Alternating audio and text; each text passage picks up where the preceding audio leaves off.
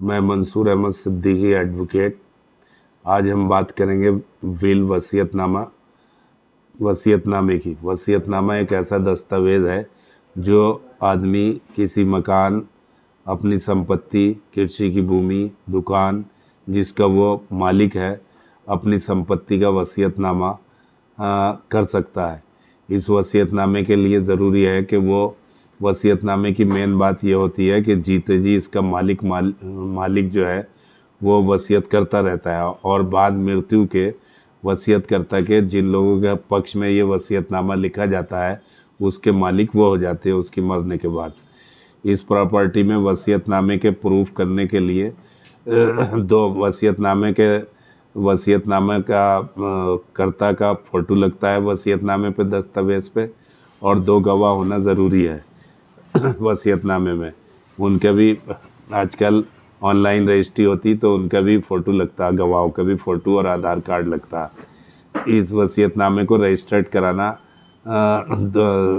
दो प्रकार के वसीयतनामे होते हैं, एक रजिस्टर्ड वसीयतनामा, एक अनरजिस्टर्ड वसीयतनामा। उत्तर प्रदेश सरकार में 2004 से पहले अनरजिस्टर्ड वसीयतनामे भी प्रचलित थे। उसके आधार पर तमाम कानूनी कार्रवाइयाँ वैलिड होती थी, लेकिन 2004 में गवर्नमेंट ने शासन आदेश करके फर्जी वसीयतनामों से बचने के लिए वसीयतनामे का पंजीकृत कराया जाना ज़रूरी कर दिया था। इस आधार पर 2004 से जो भी रजिस्टर्ड वसीयतनामे लिखे जाते हैं उनके आधार पर कानूनी कार्रवाई की जाती है। लेकिन अभी हाल ही में वो इलाहाबाद हाई कोर्ट ने एक आदेश पारित किया है जिसमें ये लिखा गया है कि वसीयतनामे का रजिस्टर्ड होना कोई ज़रूरी नहीं है।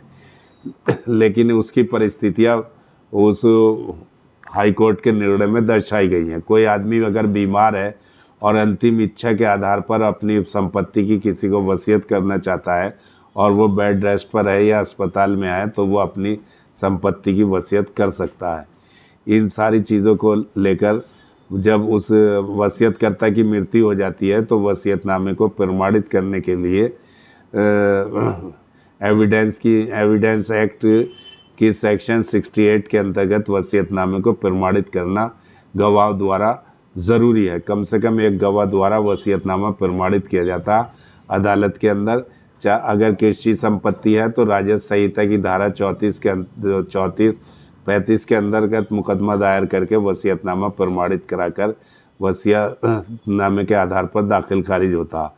अगर रिहायशी संपत्ति है या दुकान की संपत्ति है, कॉमर्शियल या वाणिज्य संपत्ति है, तो उसके वसीयतनामा प्रमाणित कराने के लिए सिविल कोर्ट में सूट फाइल किया जाता है, और जिसके सेक्शन 68 के अंतर्गत प्रमाणित किया जाना ज़रूरी है। इसके आधार पर वसीयतनामे के आधार पर जो उसके वसीयत जिनके हक़ में की गई है वो लोग उसके ओनर हो जाते हैं।